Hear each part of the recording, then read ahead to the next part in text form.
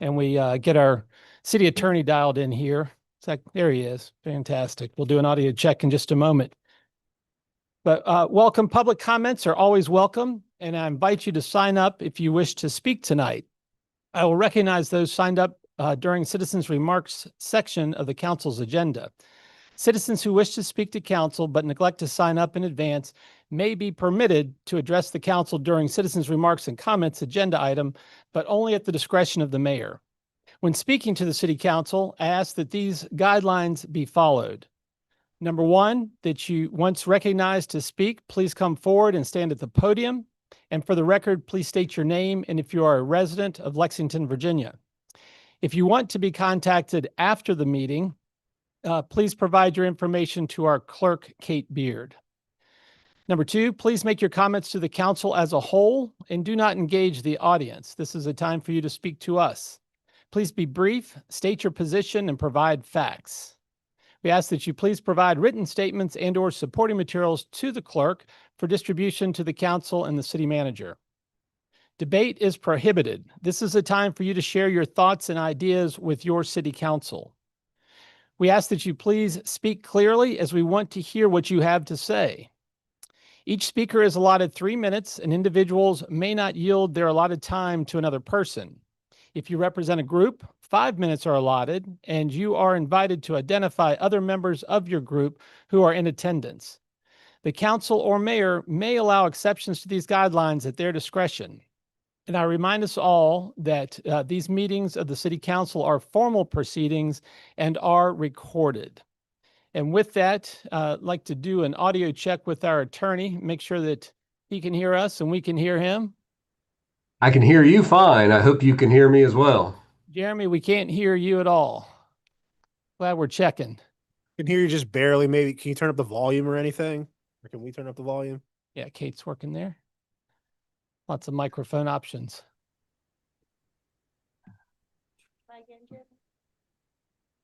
Try again, Jeremy.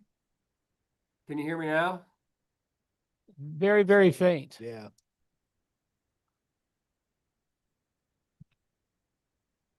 Technology is always fantastic when it works.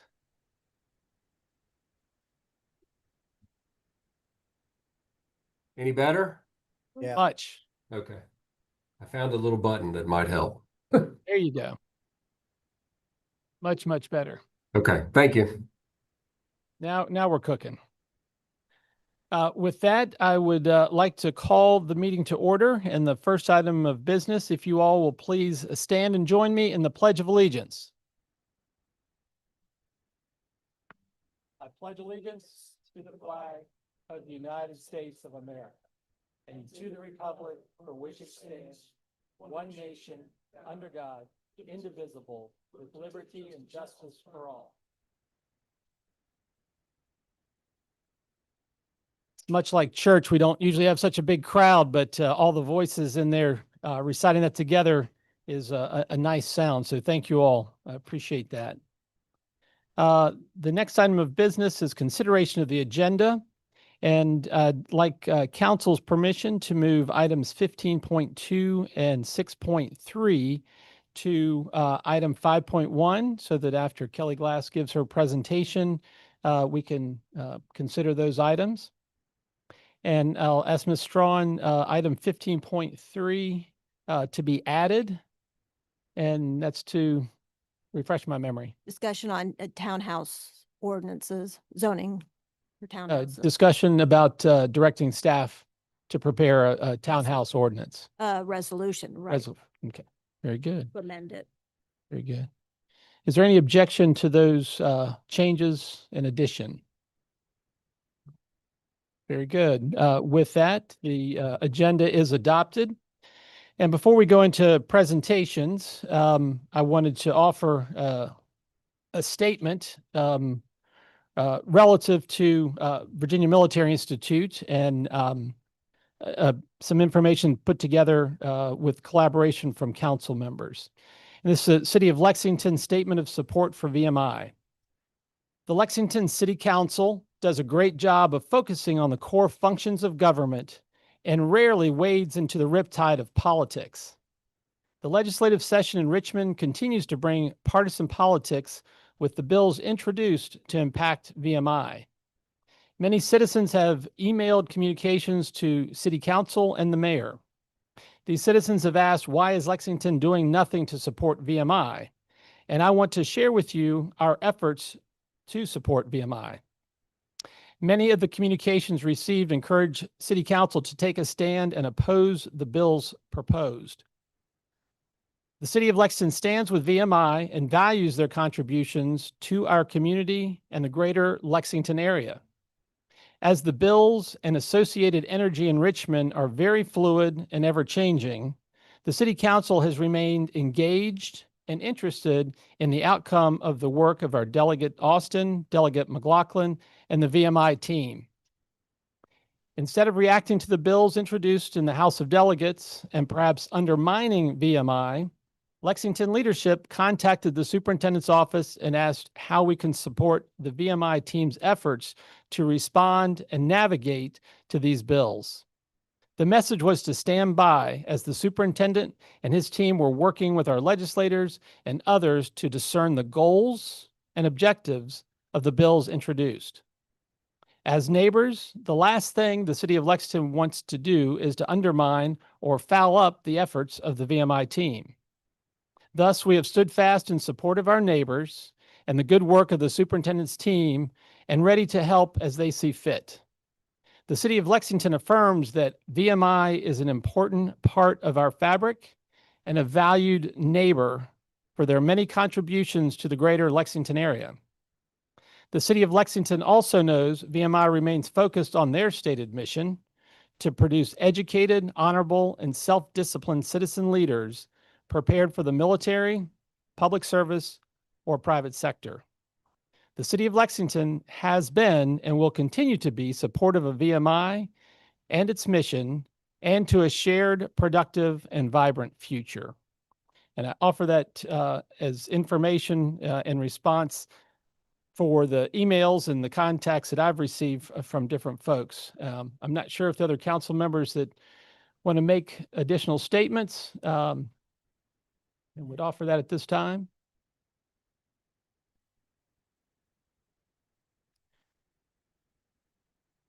With that, I'd like to move into our core agenda, the presentations, personal property tax relief recommendation item 5.1, and invite Commissioner of Revenue Kelly Glass. Welcome. New to the position, and we're excited for you to be here. Good evening, Mayor and members of council. I'm Kelly Glass, Commissioner of Revenue for the City of Lexington. It's nice to see you all again. I'm here tonight to present the recommendation of the PPTR percentage for 2026. I sent over some information for you all to review, but here's a brief overview of what personal property tax relief is. PPTR is a state-funded program that reduces personal property taxes on qualifying vehicles. The Commonwealth provides a fixed amount of funding, and the relief percentage is calculated by dividing that allocation by the total eligible tax levy.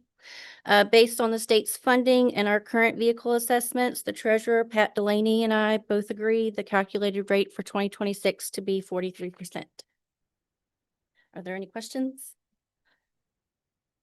Kelly, since we have received the same amount from the state for personal property tax relief since 2006, will we be using 100% of that amount, or do you estimate that we'll use 100% of the amount with a 43% personal property tax rate relief? We try to get close, but we do want to make sure that we have enough because there will be more vehicles coming in throughout the year that'll have to get supplemented. So we need to save some to be able to use for those vehicles as well.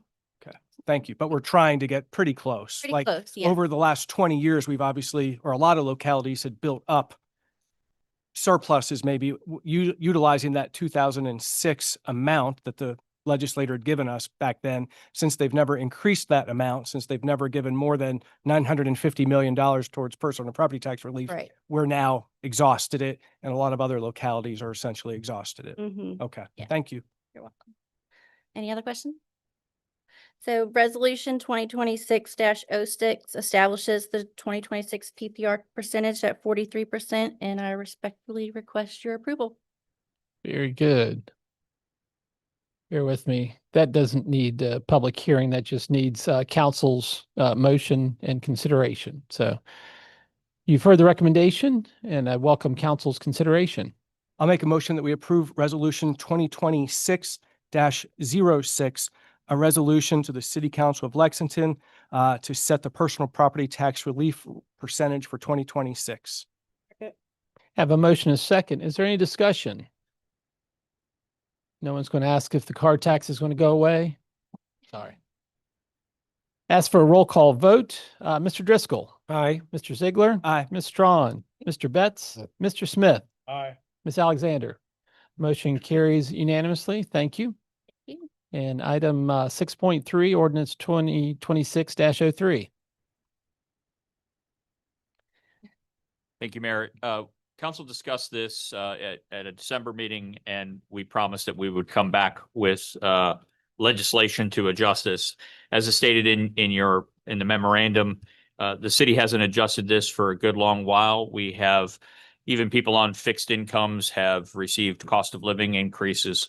And so what we find, since it's a fixed dollar amount, is that we have fewer and fewer elderly or disabled residents who are qualifying for this because even their fixed incomes are going up modestly. And so what this legislation will do, if council approves it, is increase the income levels that people are eligible to receive this benefit. So all those benefit levels are articulated in the memorandum.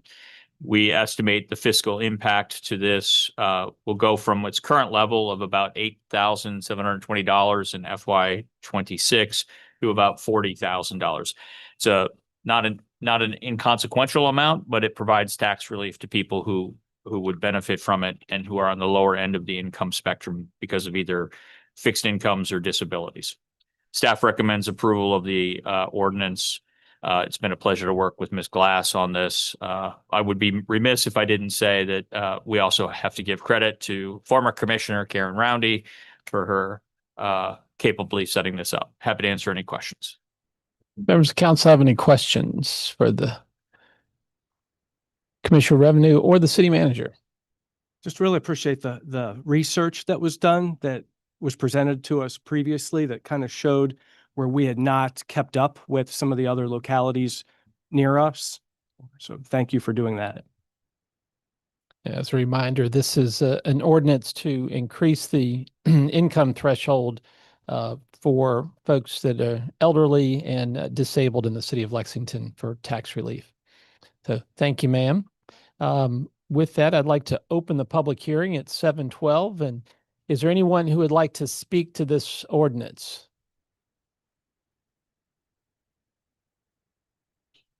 Seeing no one and no one having signed up, I will close the public hearing at 7:12 and ask for council's consideration. I'll make a motion to approve ordinance 2026-03 tax relief for the elderly and disabled income and net worth thresholds.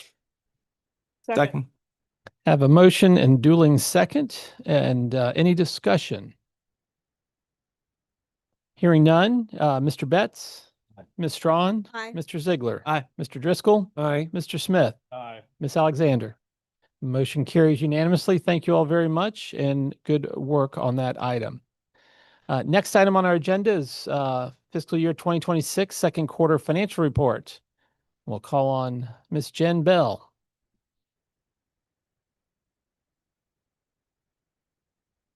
Hello, good evening. As you saw in my report in the council packet, the second quarter financials are looking generally in line with budget and what we had expected for the year, with the exception that in particular, we're doing a little bit better than we expected in both interest earnings and sales taxes, which is fortuitous because our lodging taxes are not where they have been historically. So we are still trying to work through that, and Cheryl Wagner, the tourism director, is working with the hoteliers to see if we can bring in perhaps weekday business that would help offset some of the other business that we may be losing to the new hotels in the county. expenses within the general fund are also in line with expectations. In our non-departmental, however, you'll see that number looks rather large, and $2.2 million of that has flowed through the general fund to the capital projects fund as bond reimbursement payments for the city hall renovation. The school board is also tracking close to budget. Nothing noteworthy. Stormwater receipts are again looking like they are tracking close to budget, and anything more than that, it's really hard to opine due to the fact that this is a new fee that started in FY 26. Utility fund is also looking good. In the report that was shared with you, you'll see that the administration department is still looking like it's over budget. And it is tracking slightly above budget, but working with Patrick Madigan, we were able to identify a few different software products that were actually meant to be charged directly to a project and shouldn't have been housed within administration. So we are working to move those out and get them coded correctly. For the equipment replacement fund, most of the items there were placed on a temporary hold. However, we did receive the Public Works bucket truck that was ordered 3 years ago in July. And I'm happy to report in January, we did receive the ambulance that was hired over 3 years ago. As for the other pieces of equipment, we did greenlight the utility fund to go ahead and order their pieces since they won't be using general fund dollars. And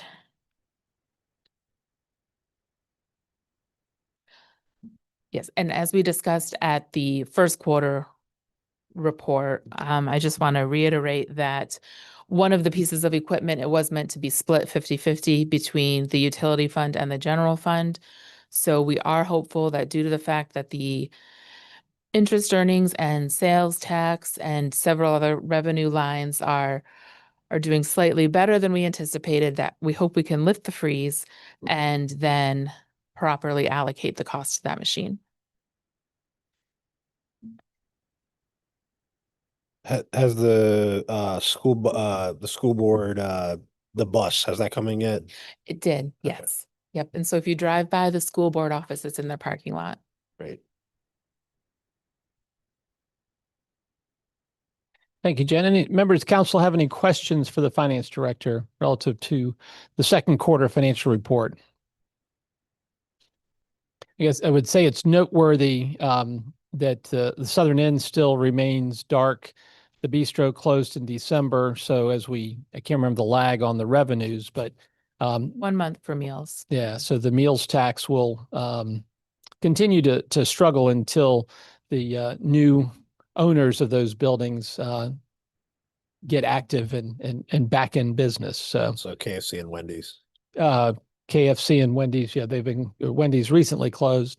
Mhm. So yes, lots of changes and modifications. So thanks for keeping an eye on those for us. And thank you for that presentation. Next item, public hearings, 6.1 ordinance 2026-01 to vacate, abandon, or discontinue any interest in the city may have in the 15-foot undedicated alley located between 107 and 109 Henry Street. Now I'll call on the city manager. Thank you, Mayor. This is a undedicated, unimproved alley. It was laid out on paper. It bisects it's split between two pieces of property on Henry Street, as the mayor articulated. We are not sure that we have any legal interest in this property, but in case we do, the adjacent property owners have requested that we vacate that property interest. That's what this ordinance does. This is an interest in property. I'll defer to the city attorney, but I believe this would require five votes to pass. I may be wrong about that, but we will learn soon if I am. So I recommend approval of this ordinance unless we learn something otherwise in the public hearing. Thank you, sir. City Attorney, any comments? No, Tom has described everything correctly. There are two components of this ordinance. One is vacating any interest, if we did have an interest, in the alley. The second component authorizes Mr. Carroll or you, Mr. Mayor, to sign a quitclaim deed if that is needed as well. It is a conveyance of an interest in real estate, so I think that's what Tom is just mentioning with the three-quarter vote requirement. And if the picture is correct, it looks like the two buildings, neighboring buildings, are both built into. Yeah, there are trees and encroachments. It is not it is nothing we have opened or developed, and that's why we say we don't have any interest in it.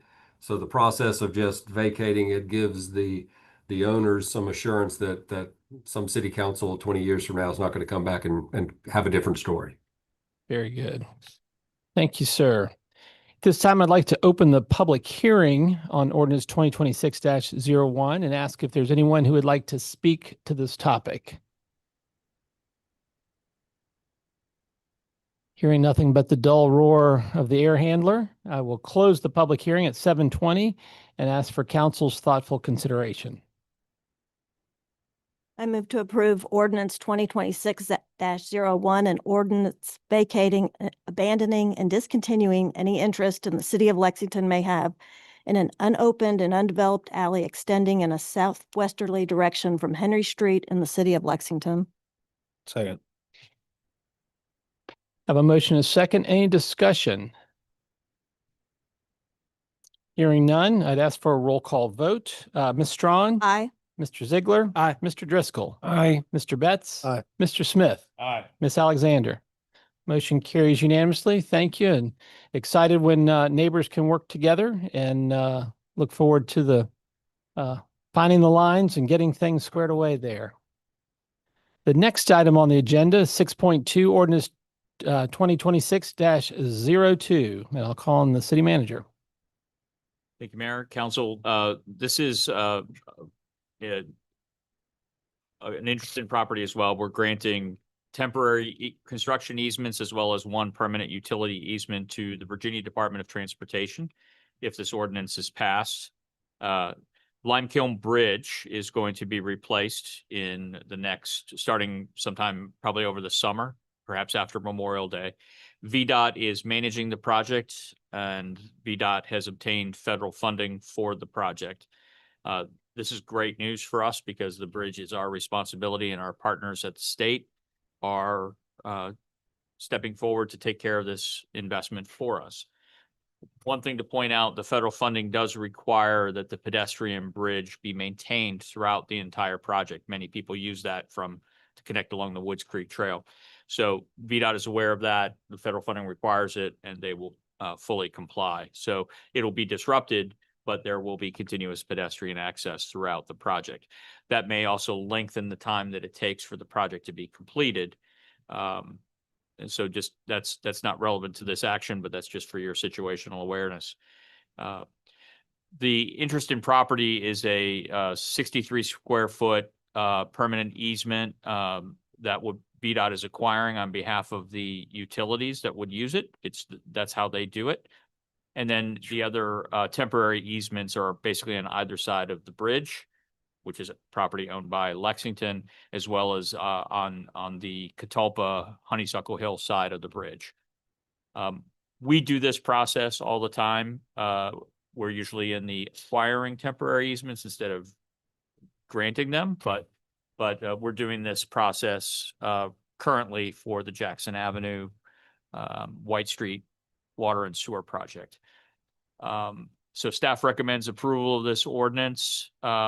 Because it's a state partner, we recommend that there's no compensation, that we gift these easements to VDOT.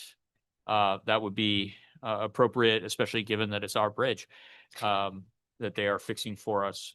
I will also point out in the packet, I tried to make it convenient for you by coloring where the easements are. I tried to stay mostly in the lines, and I'm pretty proud of that work. So But if you have any questions about where these easements are located, I'm happy to answer them. Thank you, sir. Members of council have any questions of the city manager? Never ceases to amaze me when VDOT's involved, there's a lot more detail in the drawings from that standpoint. At this time, I'd like to open up the public hearing for ordinance 2026-02 and ask if there's anyone who would like to speak to this topic. Seeing no one, I will close the public hearing at 7:24 and ask for council's consideration. I make a motion that we approve ordinance number 2026-02, an ordinance granting certain temporary construction and utility easements to the Commonwealth of Virginia related to the Virginia Department of Transportation's project to widen and improve Limekiln Road and Bridge. Second. I have a motion and a second. Any discussion by city council? Hearing none. Mr. Driscoll? Aye. Ms. Strawn? Mr. Betts? Aye. Mr. Ziegler? Aye. Mr. Smith? Aye. Ms. Alexander? Motion carries unanimously. Thank you all very much and look forward to the progress with that project. We addressed 6.3. We will go to 6.4, ordinance 2026-04. Ms. Jen Bell, lead on. Good evening again. Tonight, I am requesting that we appropriate just over $1 million in additional spending for FY26. The first couple items are 2 grants that at the beginning of the year we didn't know we would receive. So we'd like to be able to appropriate those funds for both the fire department and public works.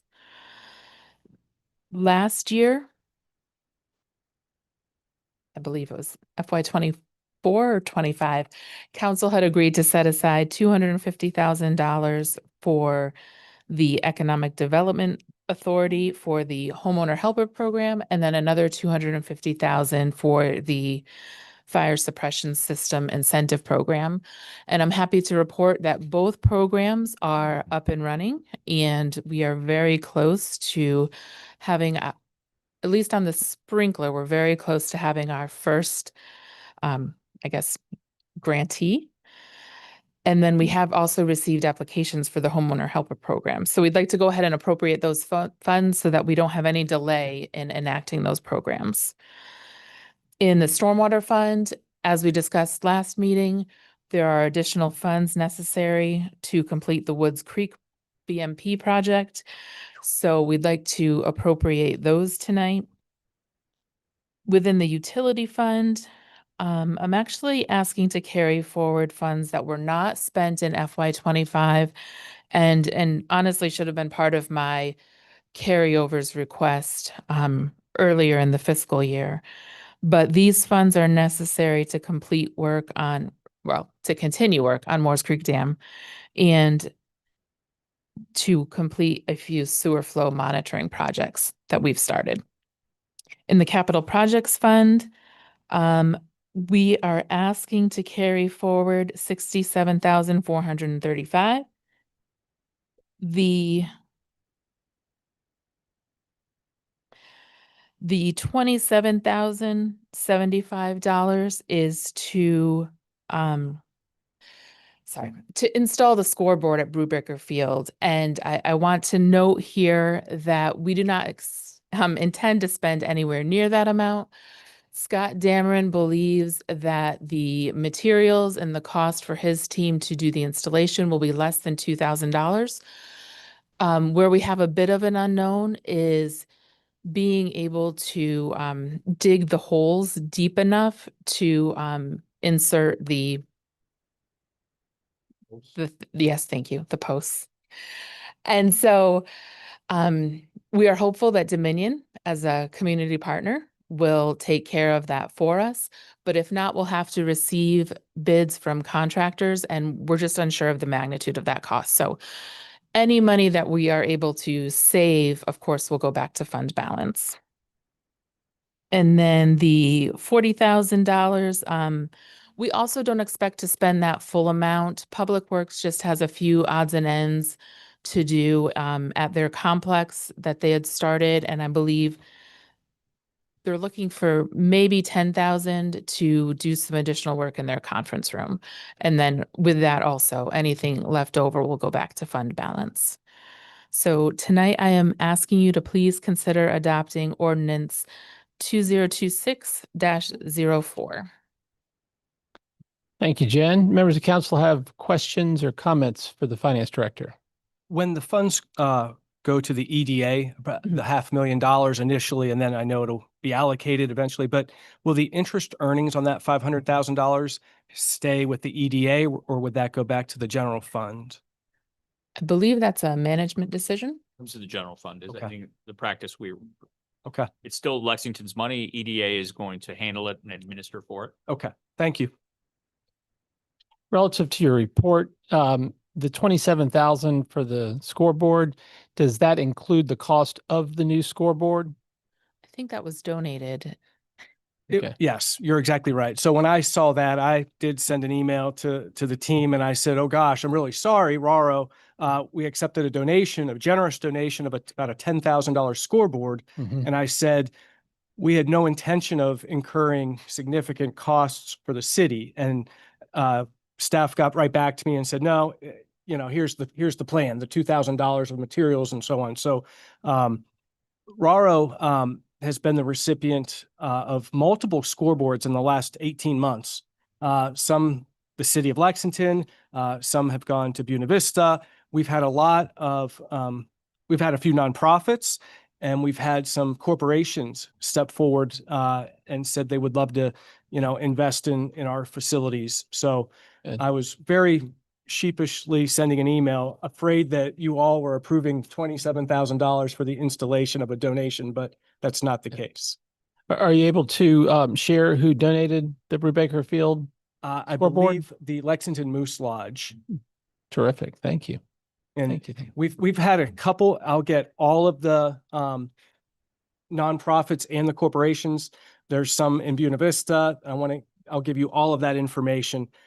We may not have received all of the funds yet for some of the scoreboards, Mhm. but we will be soon. But Terrific. it's been a great, I think if we all remember when we were kids playing on Little League fields, when the scoreboard was there and when it was on, it just made the whole environment that much better. So we appreciate the support. Absolutely. I want to ask a question related to Councilmember Sigler's question about the interest. The homeowner helper program, there's 0% interest rate loan, so there wouldn't be any interest on that. Is that right? Maybe I misunderstood, but what I was assuming the question was if $250 is provided to the EDA and it's some of it gets used right away, that's a 0% That's why I was asking to the the question. consumer, but I got you. whatever's residual, the general fund will receive the interest on whatever's Being held by the EDA. Gotcha. Okay. if I interpret the question correctly. Very good. Any other questions? Jen, great work. Thank you. you. This time I'd like to open the public hearing for ordinance 2026-04 regarding this fiscal year 26 budget amendment and ask if there's anyone who would like to speak to this topic. Seeing no one wanting to speak, I will close the public hearing at 7:33 and ask for council's consideration. I'll move to approve the ordinance 2026-04, ordinance that incorporates the fiscal year 26 budget amendment requests after the end of the second quarter. Second. I have a motion and a second. Any discussion for city council? Hearing none, would ask for a roll call vote. And Mr. Ziegler? Aye. Mr. Driscoll? Aye. Ms. Strawn? Aye. Mr. Betts? Aye. Mr. Smith? Ms. Alexander? Motion carries unanimously. Thank you all. Jen, good work. Grateful for all the beans being counted. Next item is item number 7.1, consideration of minutes. I think there was one modification, Ms. Strawn? Yeah, on page 90 where it's talking about our trip to Richmond 2 weeks ago, where we went and met with state officials to convey the city's strong support for VMI and its importance to not only the city, but the entire region.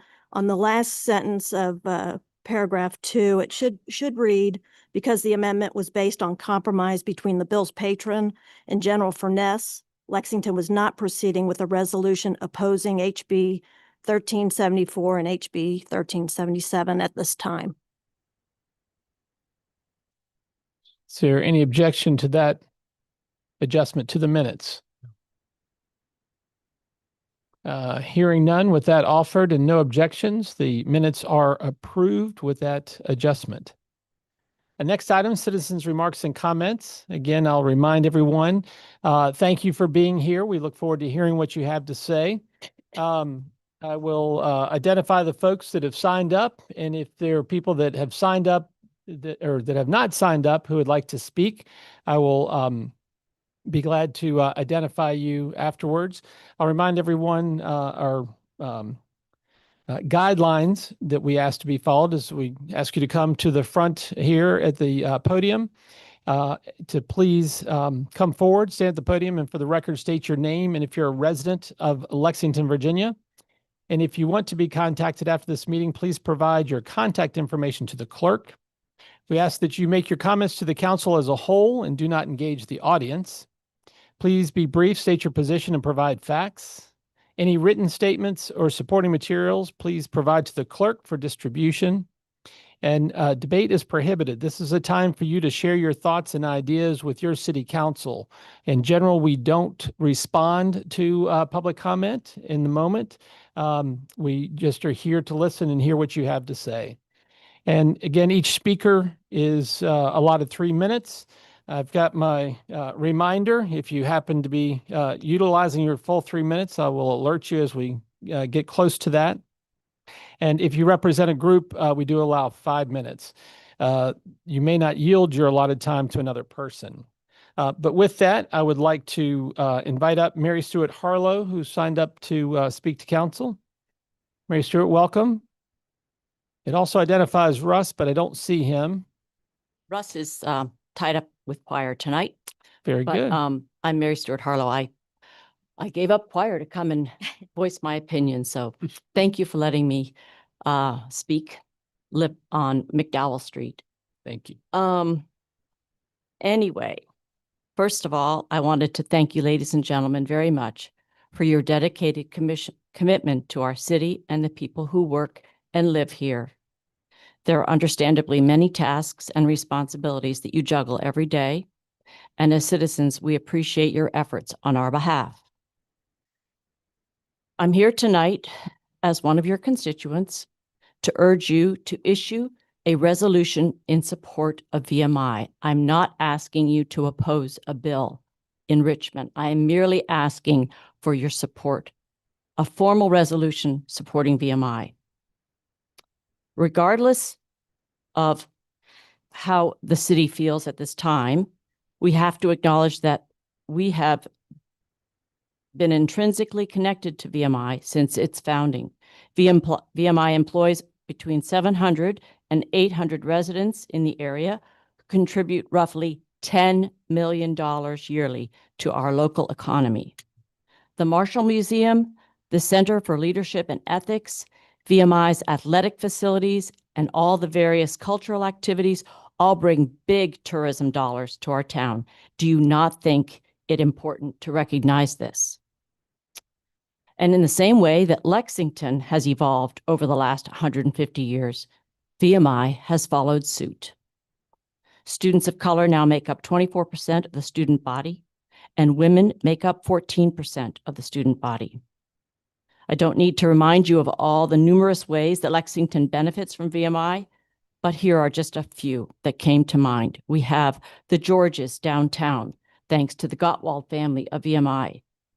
We can be rightly proud of the college orientation workshop, which Jean Williams, class of 74, quietly sends minority and at-risk students to VMI each summer. We have VMI's stewardship of the Chessie Trail. They're no longer operating it, but we have Sergeant Hockaday's long tenure at the Shenandoah Attic. Mm-hmm. I don't know what Lexington would be without these people. And if Washington and Lee were under scrutiny, would Lexington not publicly offer a vote of confidence? If the University of Virginia were under scrutiny, would Charlottesville not publicly voice its support? If Hampton-Sydney were under scrutiny, would Farmville not stand by them? VMI Superintendent Lieutenant General Furness would have been here this evening to answer any questions, but his presence was unfortunately needed in Richmond. As we have already heard, he welcomes legislators from Richmond, and he does welcome all the council members to visit and see how VMI operates and is unlike other colleges, rightly so. VMI has a different, more complex and yet vital mission to carry out in the city of Lexington, the state of Virginia, and our nation. Lexington City Council exists to serve the people who elected them. Our city and the city council must not sit on the fence. We must stand with VMI. The cadets, the faculty, and the staff of VMI deserve no less than a resolution of support. And the mayor's statement tonight and the absence of a vote on this, I think, falls short. Thank you for your time and your consideration. If anybody would like one of these things that I did pass out to the council members, I'm happy to provide it, showing the editorial and the letter from all of the cadets that wrote and whose comments were submitted to the newspaper. Shall I just give those to you, Kings? If anybody would like a copy, I have. Yeah. Thank you, Mary Stewart. Thank you for your message. Yes, ma'am. Next on the list is Paul Creel. Paul, and on deck is Morris Trimmer. Paul, welcome. Mr. Mayor, ladies and gentlemen, I am not here as a citizen of Rockbridge County or Lexington, but I am a Virginian. I'm also a 28-and-a-half-year service Army colonel, and I retired recently after a combination of service, active and Army Reserve service. But most importantly, I'm a father to a second-class cadet at VMI that came here for one reason and one reason only, because he had a desire to swim and dive. VMI is one of the only 4 colleges in the state of Virginia that has a diving team for men. If you dissect the structure and the activities and opportunities that VMI provides our cadets, it is above and beyond what other colleges in Virginia provide. If you look at the facts of the history, Virginia, the United States, has evolved tremendously for the better.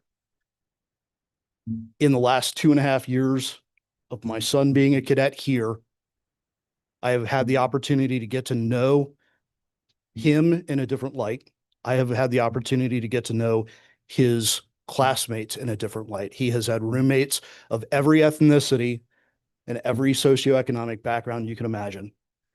But they are forged together as a class, not because of history, not because of misguided views that are inculcated in the Corps of Cadets, but they are forged as cadets, as classmates, because of the rigor and structure of the rat line. They all start out at the bottom of the heap, and they have to work their way up and prove themselves. And that effort and that struggle builds character.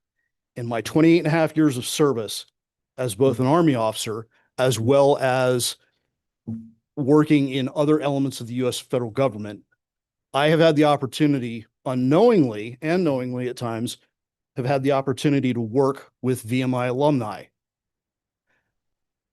To a man and woman, what VMI produces in terms of character is bar none.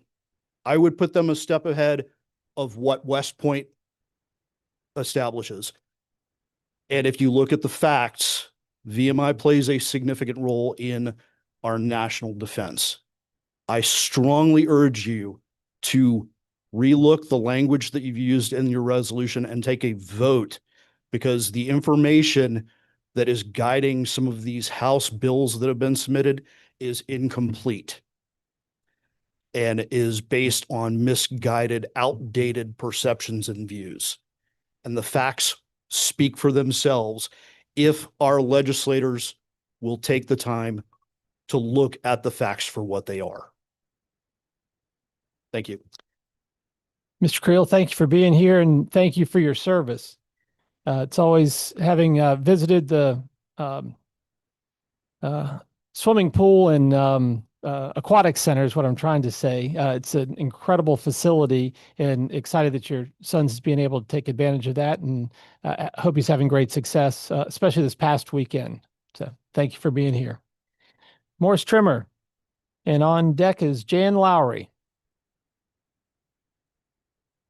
Thank you. It's Morris Trimmer, 605 Ross Road in Lexington.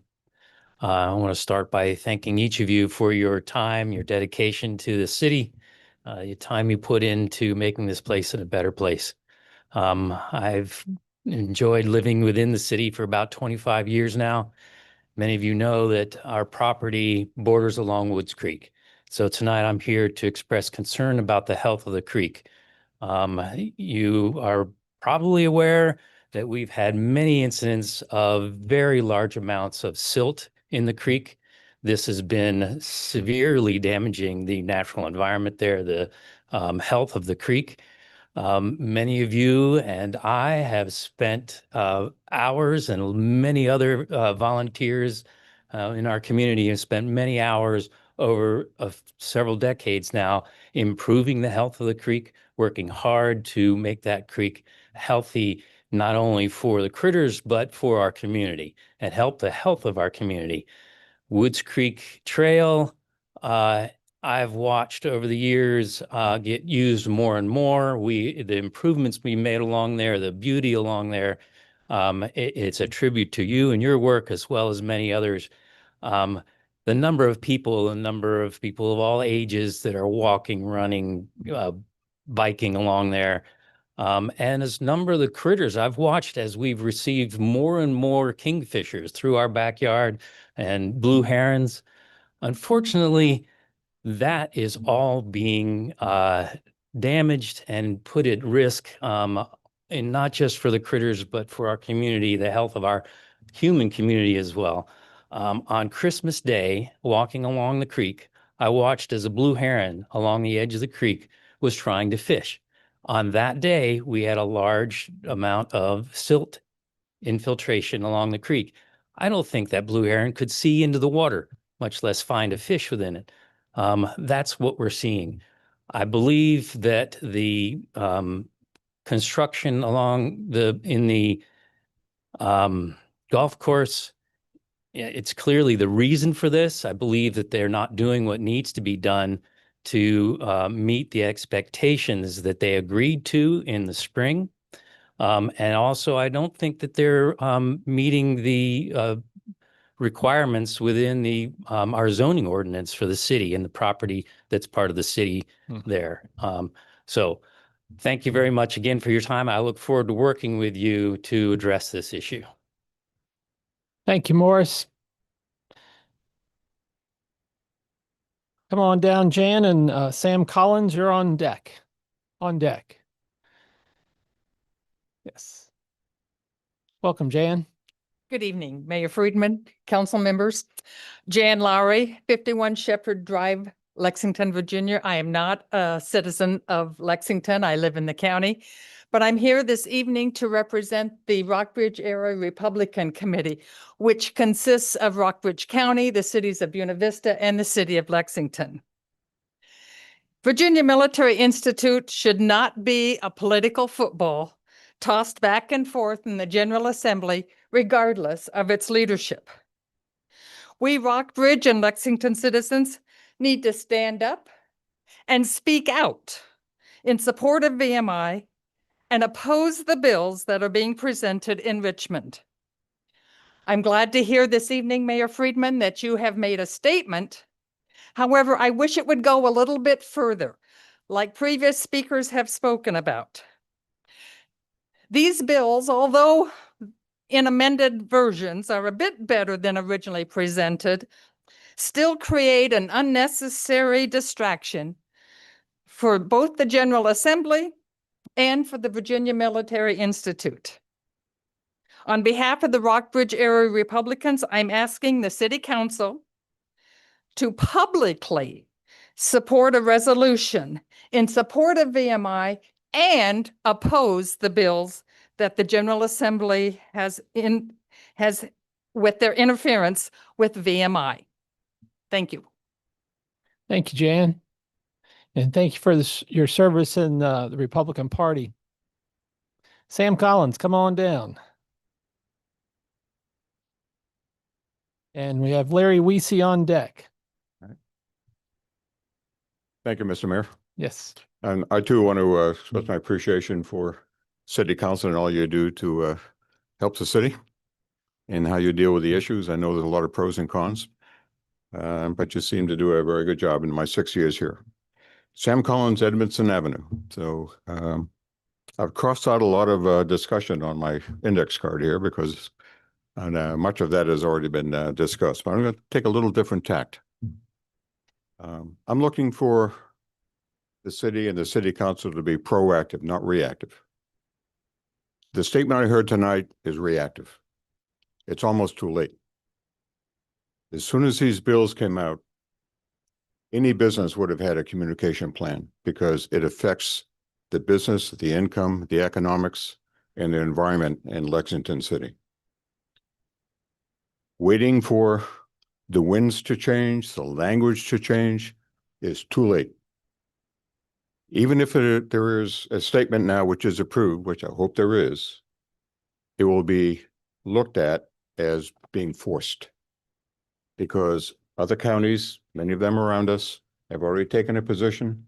Lexington now has to take a position. We should be leaders.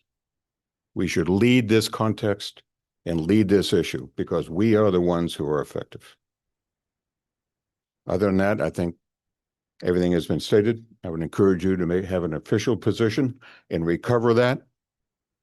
And in the future, look to be leaders in what affects the town and the city so that people can look at you as in the best interest. Thank you for your time. Thank you, Sam. Larry Weesey, come on down. And Fritz Fleming, you're on deck.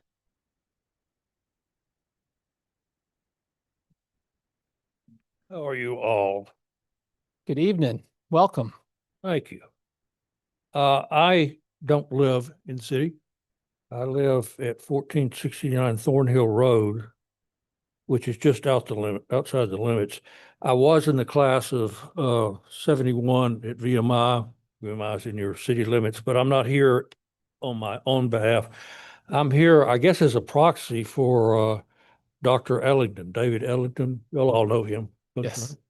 He is at I think he told me it was a medical malpractice insurance board that he serves on, and he had to be in Maryland for that tonight. But he wrote a letter to you, and if with your permission, I'll read it to you. Dear ladies and gentlemen of the Lexington City Council and the Mayor of Lexington, as I am unable to attend the council meeting this evening in person, I would like to take this occasion to join the many other voices of the citizens in Lexington in support of the city of Lexington, expressing its support for the Virginia Military Institute in the unnecessary turmoil that has enveloped in recent weeks. I am a graduate of VMI, class of 71. He was a brother out of mine. And Lexington High School, class of 1967. With the exception of my years of study at the Medical College of Virginia and my 9 years of service in the Army, I have lived and worked in Lexington since 1961. My wife was born in Lexington when the hospital was earlier located in Jackson House on East Washington Street, and is also a 1967 graduate of Lexington High School. She subsequently taught math at Liburn Downing Middle School for 18 years, so we are both very familiar with our local community in VMI. That's Jane. You guys know Jane. She was on city council and she was on school board, I believe. He continues. The turmoil that has erupted at VMI did not need to happen. While situations arose in the past with some critics even now invoking criticisms around happenings that were over a century ago, VMI is not like it was 150, or even 25 years ago. Times and socially accepted behavior and language have changed, and so has VMI. For those unfamiliar with the power and leadership structure of the Cadet Corps, there is the cadet military structure in the body of the Corps or regiment composed of 3 battalions, and the class system with the first class seniors providing the top leaders, followed by the second class juniors, third class sophomores, and the fourth class rats or freshmen. A very large degree of the present criticism revolves around the accusations of inherent racism and misogynistic and discriminatory behavior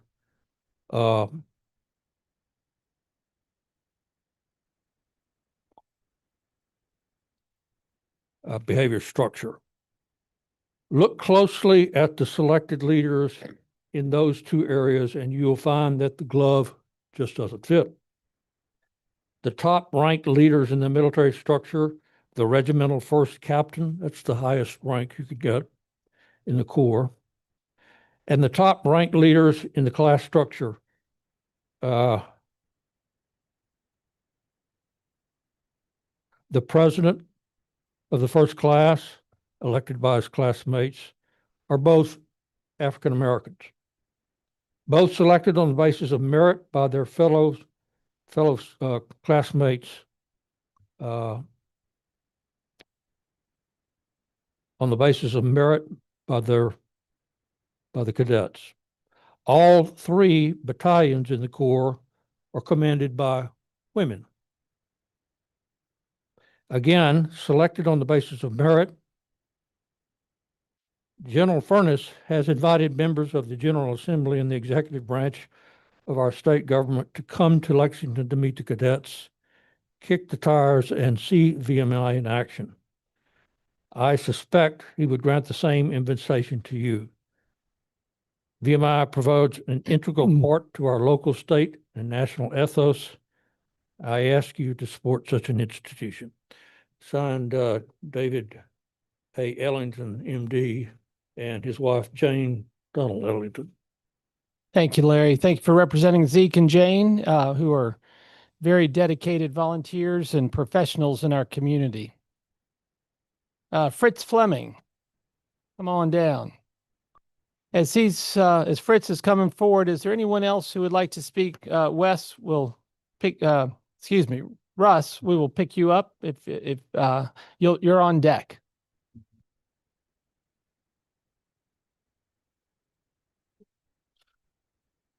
Good evening, Mr. Mayor, members of the City Council. Thank you for letting me come to talk. I'm here as first of all, I don't live in Lexington. My wife and I, we live out in the county, but we go to church in Lexington. We come to town a lot. We spend a lot of time here in Lexington. And I'm here to speak about VMI. As I didn't go to VMI, I went to Southern Methodist University in Dallas because that's where I'm from. But as a parent of 2 daughters, one is she was class 03. So back in the early days when females were first admitted to VMI, she graduated in 03. Classmate was a Delegate Foy. And she was also, our daughter was a co-captain of the track team with Michael Lokale from Kenya. I was just looking him up because I remember he was pretty smart, but he was the first Rhodes Scholar from VMI since 1967. Mm-hmm. So he was, they were co-captains of the track and cross country team. And our oldest daughter, she came on full scholarship. She was given the opportunity to run here, which no other college gave her, even wanted her to run. And she graduated and went to medical school. Now she's an emergency room pediatrician outside of Houston. Wow. And we talked to her a lot. And of course, she convinced our youngest daughter, who's now at VMI, she's class 28. So they're 25 years apart. But so our oldest daughter and youngest daughter, VMI, the 3 daughters in the middle didn't, but they make their own decisions, right? So, as a parent, we really just can't speak more highly of what VMI did for our oldest daughter And she said she'd go there again anytime. And I think the most thing that she commented about was it really prepared her for the rigors of being an emergency room pediatrician. So, that said, and our youngest daughter, she's class 28, so she's just wrapping up her second year, and she's an English major, but she's, it has its points we hear, but she's sticking with it and gonna go to the end. And I really appreciate the support that you're offering to be a teammate, to work with VMI, to help them through this situation. And if I might add, real quick, I spoke also at the county meeting, and someone, it wasn't me, someone else had this really great idea that, they're talking about a task force, right? That putting one together. They said, somebody from the county needs to be on a task force. I'm like thinking, somebody from the city needs to be on a task force because VMI is in Lexington. Right. And we don't want all these people from outside, telling us what to do. We need good, solid representation on that task force from Lexington to make sure that, the city's voice is clearly heard. But I thank you for your time, and we can't be any happier with what VMI has done for our two daughters. So fantastic. Thank you very much for letting me talk, and I really appreciate the help that you're offering. Mr. Fleming, let me know. Thanks for joining us, and congratulations on raising successful children. My wife. Smart man, smart man. Yeah. Russ, would you, we skipped over you because you weren't here, but if you would like your 3 minutes, we would love to hear from you. Take your time. Yes. You can sing your comments if you'd like. Thanks. Russ Harlow. I am a resident of Lexington. I live at 106 West McDowell Street. I'm sorry I'm late and I didn't get to hear what everybody else said, and I'm sure a lot of it has already been repeated. Things that you already know, and that is that we have a symbiotic relationship, VMI and Lexington. What's good for one is good for the other. What's bad for one is bad for the other. And I just want to encourage you to support a resolution to support VMI going forward. Thank you. Thank you, sir. Thanks for being with us. Is there anyone else here that would like to speak to council this evening? Mike Strickler, come on down. Welcome, Strick. My name's Mike Strickler. I live at 630 Stonewall Street. And the last 21 years of my career at VMI were in public relations and as executive assistant to the superintendent. I don't say these things to beat my chest. I just to let you know, I know a little bit about what's going on now and what General Furness is facing and what VMI is facing. And first, I want to thank the council for reaching out to him and letting him know that he has your support. And I from experience, I believe he's doing everything that is right. He's trying to work with the General Assembly closely. He's down there constantly working with them and trying to get a resolution that's fair for VMI. So in light of this, in light of what VMI has meant to this community, I think would be most appropriate for this council to pass a resolution supporting VMI. Thanks. Thank you, Mike. Anyone else who would like to speak to council? It can be about VMI or anything else, as you heard Morris speak about Woods Creek. Yes, sir. Come on down. Thank you for being here. If you could state your name for the record, please. I'm Sterling Mullison. Sorry, Mayor, when you asked me where I lived, if I lived here in Lexington, I wasn't sure, how specific I need to be. So I don't live in the city. I live in the county. So I've been here in Rockbridge about 4 years now. But so my background, I spent 20 years in the military, in the Army, another 20 years serving as a civilian in the Department of Defense. So spent 40 years supporting the warfighting community. And just one more perspective, I very much appreciate, and I moved to Lexington partly or Rockbridge because of the history here, and I love the connection of VMI to this area, along with the other colleges, universities. But VMI's role, critical role in the overall national security, shouldn't be understated. It's already been stated, the caliber of leaders that VMI produces is peerless.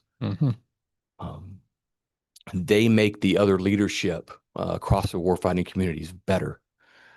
That equates to combat effectiveness.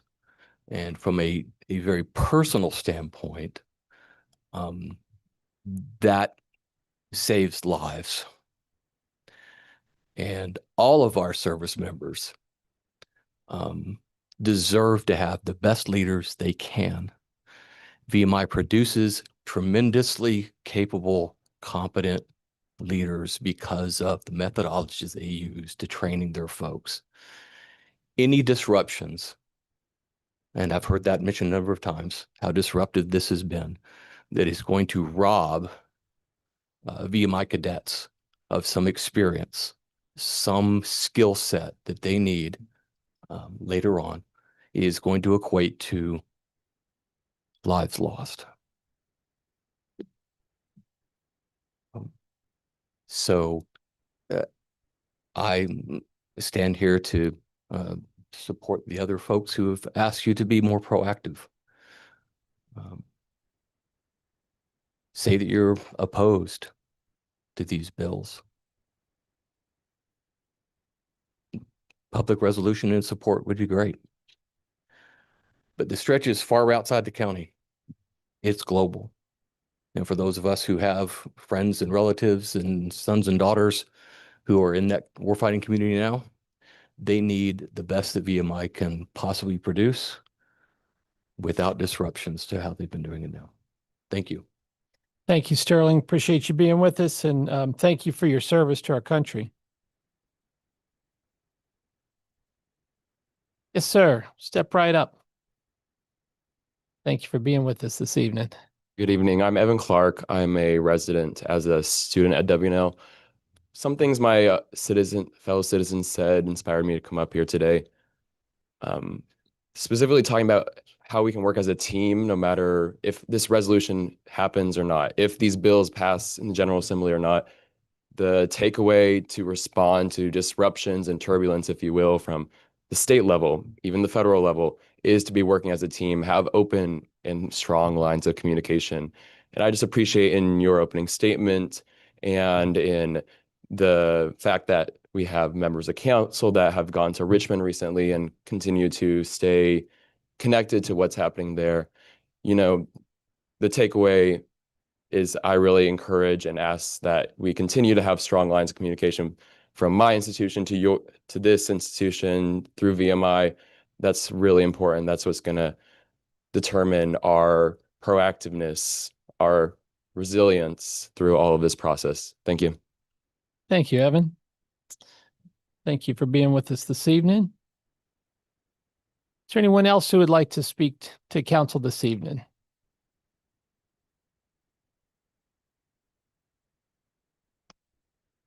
Not seeing any hands raised or acknowledgement, I'll close the citizens' remarks and comments, and greatly appreciate all the folks that came to speak this evening and share with us your perspective and delivering messages for council to hear. The next item on our agenda is the consent agenda, number 9. And you see those 3 items before you, and I would ask for council's consideration. I move. Make a motion to approve this consent agenda. Have a motion Second. and a second. As it needs no discussion as a consent agenda item, I'd ask for a roll call vote. Mr. Ziegler? Aye. Mr. Driscoll? Aye. Mr. Betts? Aye. Ms. Strawn? Aye. Mr. Smith? Aye. Ms. Alexander?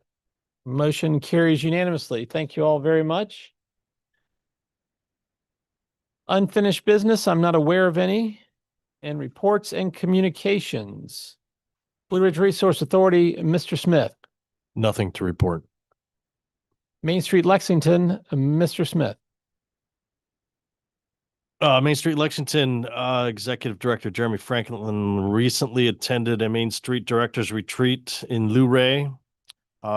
He says he got some great tips from the Virginia Tourism Corporation on how we can complement our tourism office's work by directly linking up with the Virginia Tourism Corporation. Information about community banking from the community development manager from the Richmond Fed and frequent opportunities to network with other Main Street directors and Virginia Main Street staff. He's also attending the National Main Street Now conference in Tulsa. That will be held in April. Planning is underway for what we hope to be a successful spring fundraiser, working to organize a line dancing night on Courthouse Square, hopefully in May. This may require a modest one-block street closure for one evening, which Main Street will send along to the city as soon as more details come about.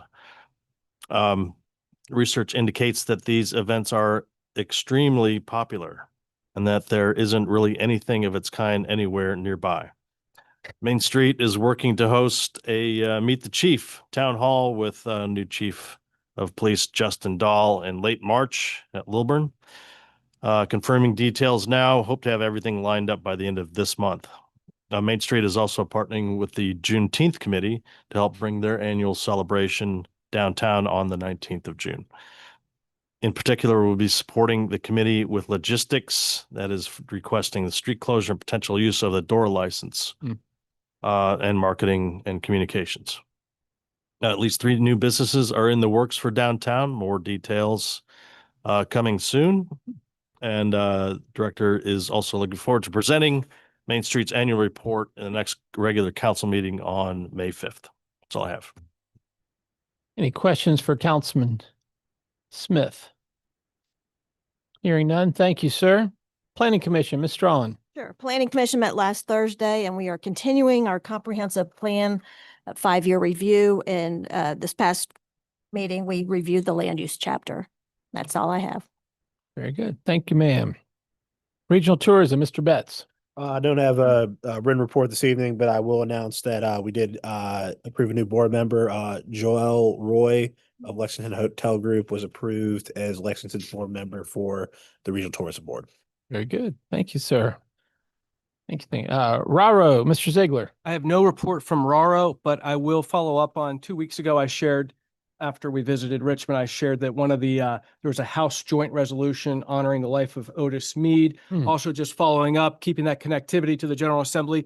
There's a Senate joint resolution introduced by Senator Deeds honoring the life of Mimi Elrod. And so, of course, Mayor Elrod joined City Council in 2006 and then ultimately served as mayor from 2008 to 2016. And so that's Senate Joint Resolution 87. So I just kind of call your attention to two joint resolutions for giants of our community that contributed so much to Lexington, Otis Meade and Mimi Elrod. Terrific. And did you say it was introduced by Senator Deeds? Yes. Thank you. Thank you. Well earned, to be sure. Threshold, Ms. Alexander. No report. Very good. I just have more 2 items or observations for my report this evening. Number one, there are things that go on in our city that citizens aren't generally always aware of or aware that they're taking place. And I think it was in Switzerland, there was a terrible fire over New Year's, a big celebration, and there were, it turned out that there were entries blocked and they had fireworks inside and things, and people perished. The team of our Lexington Fire Department, our fire marshal, and the team do a great job. Most people don't know who they are necessarily, but they go in and work with the businesses, drive some of the business owners crazy because they ask them to remove things from that back door so people can get out in the event that something like that happens. But they are diligent, they're professional, and greatly appreciate the work that they do. And I'm reminded of that as I read that story about those folks. my wife and family have moved to Main Street as of January 17th. And so now my morning walks take place around downtown. And while there was snow and ice and you couldn't go on the Woods Creek Trail, wandering around at 6:15 in the morning, thrilled to see city workers hauling snow and ice out of the old firehouse parking lot. And again, no one's there to watch them and see the things that they do. One city worker putting salt down in front of the school when our leadership of our community saw fit to open our schools and get our children back in the classroom. So just want to take a moment and recognize those unsung heroes that do a lot of work and make our lives more enjoyable and safer from that standpoint. And with that, I will turn it over to the city manager. Thank you, Mayor. Thank you for your attention, council, to the capital improvement program. Thank you to Finance Director Jen Bell for taking the lead on that, as well as Kate Beard for her work to compile it and make it so user friendly. So we completed 2 work sessions on that. We completed the second one earlier this evening before the regular meeting. I don't have any intention of asking for a third work session, although if you do, would welcome that and just seek that direction. We anticipate delivering the draft operating budget for your consideration on Friday, March 6th. So that'll be the day after your next meeting. Been communicating a little bit with you on some of the challenges we're facing in the budget. And so you'll be reading more about that in the days ahead. So it will be a bit more of an austere year for the city of Lexington because of the affordability crises that we're all facing. That completes my report. I'm happy to answer any questions. Members of council have any questions for the city manager? Very good. City attorney. Thank you, Mr. Mayor. Items I've been working on of late are some of the things that you've seen on the agenda or will see upcoming here momentarily with the small purchase, but the easement issues and the alley we've talked about before. So those are the kinds of issues I've been working on of late. There are some things obviously that are, I guess, more appropriate for closed session that I've been working on as well. I don't know that those will come up this evening. Happy to answer any questions, but no real report other than just to give you a little bit of a idea of what I've been working on. Thank you, sir. And for members of the public, Jeremy frequently joins us, but for scheduling purposes tonight is with us virtually. And we appreciate his wisdom and guidance as we navigate our ordinances and other legal matters. And I appreciate your flexibility tonight, letting me attend remotely. Very good. Next item is new business, resolution 2026-05. I'll ask the city manager to speak to this issue. Thank you, Mayor. This resolution, if passed by council, will increase the thresholds and change some of the procedures by which city staff are able to procure goods and services. Generally brings it closer into alignment with state statute, which allows non-bidding solicitation of price quotes at lower levels of procurement. We haven't amended our purchasing policy for small goods since 2014, and this resolution would sort of reflect that there's been inflation since there and bring us more into alignment with some of our peer communities.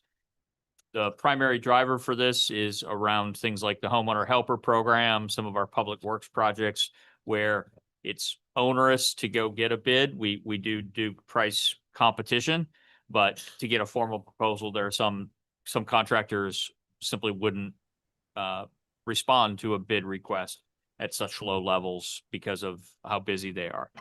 I want to assure you that we will still follow a procurement process that is competitive so that we're assured that we're getting the best price we can for the taxpayers. But this just allows us to keep up with some of the pricing increases that have occurred in the marketplace since 2014. Happy to answer any questions. Do we have any policies in place or procedures that would prohibit splitting orders to potentially get them under the thresholds where, you know, the order would be $50,000, but if you do a $25,000 order and a $25,000 order, it's just. It's prohibited in the Virginia Code, and I think it is in here as well, but it is clearly prohibited in the Virginia code that you can't divvy up artificially contracts to get under thresholds. And so the question is, of course, they're not allowed, but do we have a procedure in place to prohibit that? I'm sorry, David. I mean, I misunderstood. But just that we catch it, because sometimes after the fact, it's, it's. I'm not going to say that I was trying to do that, but I was trying to procure some acoustic panels for the community room at the central board office for the Lexington City Schools, and the procedure was sitting to the left of me and advised me that I could not proceed in the way that I was doing. So I feel like it's quite robust. Thank you. Appreciate it. Jen, you feel free to add any color content. I won't add any color to that, but I do want to just commend Teresa Hartless in the finance department. She knows those procedures inside and out, and she's our watchdog. Thank you. I think that's always helpful to hear, just for the public to know that, again, you're spending taxpayer dollars, we're doing things the right way, rules exist, and there's procedures to catch it. If you unintentionally might make a mistake, we try to follow the rules. So thank you. And David, under the policy, the larger price points do require approval from not only a department director, but also the finance director, the city manager. So at least there are two sets of eyes looking at the larger numbers. Thank you. Very good. Any other questions? If not, would ask for council's consideration of resolution 2026-05. I make a motion that we approve resolution 2026-05, a resolution amending the City of Lexington's small purchase procedures. Second. I have a motion and a second. Any discussion? Hearing none. Mr. Betts? Aye. Mr. Ziegler? Aye. Ms. Strawn? Aye. Mr. Driscoll? Aye. Mr. Smith? Aye. Ms. Alexander? Motion carries unanimously. Thank you all very much. I'm not aware of any other new business to come before council. Oh, wait, my 15. addition. I'm sorry. I am aware. Ms. Strawn? And actually, I'll go ahead and just bounce past it to Tom. Yeah. Thank you, Mayor. I was gonna then turn it over to Arnie unless he's wanting to not receive the pass. But basically, as council knows, for both Spotswood and the VDOT properties, we want the highest and best use. We want the highest net revenue to the city of Lexington for the redevelopment of those properties because of our limited tax base. And one of the things we've been talking to a couple of developers about is how they would achieve their zoning approvals. And it's clear to us that the townhouse provision in our zoning code, specifically that all townhomes have to front a public street, can be an impediment to them, a developer putting in private streets or private alleys from which a townhome owner would access their property and leave their property. And so we're asking for council to consider referring this matter to the Planning Commission.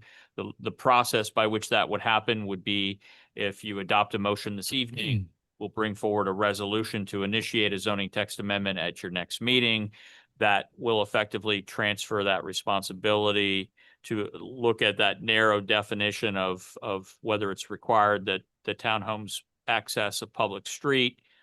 And that will be in front of the Planning Commission for their review and a public hearing and a recommendation to council. And then it will come back before you probably in April or May, whenever the Planning Commission completes that work and gets it back to you.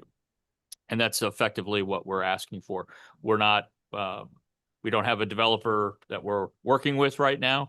This is not being requested by any specific party, but it is being brought forward by staff, and would request your consideration of that. Thanks. Are there any questions of the city manager or the planning director? Nope, makes sense. Or the finance director? Just cover all our bases here. Not worried about the attorney at this point. Very good. You want a motion? Pretty please. I move to direct staff to introduce a resolution at our next meeting to initiate a zoning amendment to the current use and design standards for townhouses to remove or amend the requirement for any townhouse to front on or be accessed by a public street. Second. Have a motion and a second. Any further discussion? Hearing none, would ask for a roll call vote. Mr. Driscoll. Aye. Ms. Strawn. Aye. Mr. Ziegler. Aye. Mr. Betts. Aye. Mr. Smith. Aye. Ms. Alexander. Motion carries unanimously. Thank you, staff, for working that, and Leslie for bringing it forward. The next item on our agenda is the closed meeting, and before Ms. Alexander reads us in case you don't have any plans on Sunday, just desserts will be at the Virginia Horse Center. If you need a sugar high, you can get it there. Jan, how many people will be in attendance or presenting this year? Do you know?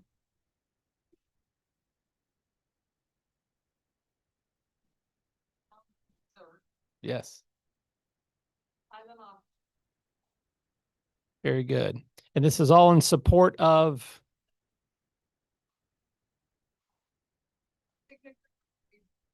and all proceeds then go to different projects in the community. terrific, terrific. So if you like desserts, even if you don't like desserts, slip out to the Horse Center on Sunday. All kinds of interesting things in the silent auction and lots of crazy desserts. So with that, I'll ask Miss Alexander. Thank you all for being here. We'll excuse you as Miss Alexander reads us into closed session. Move that Lexington City Council convene in closed meeting pursuant to Virginia Code 2.2-3711A3 for the purpose of discussing the disposition of city-owned real property along Spotswood Drive for a public purpose where discussion in an open meeting would adversely affect the city's bargaining position or negotiating strategy. Second. Thank you for that second. Roll call vote, Ms. Strawn. Aye. Mr. Smith. Aye. Sigler. Aye. Mr. Driscoll. Aye. Betts. Aye. Mayor Friedman. Aye. Thank you, and I vote aye. Thank you.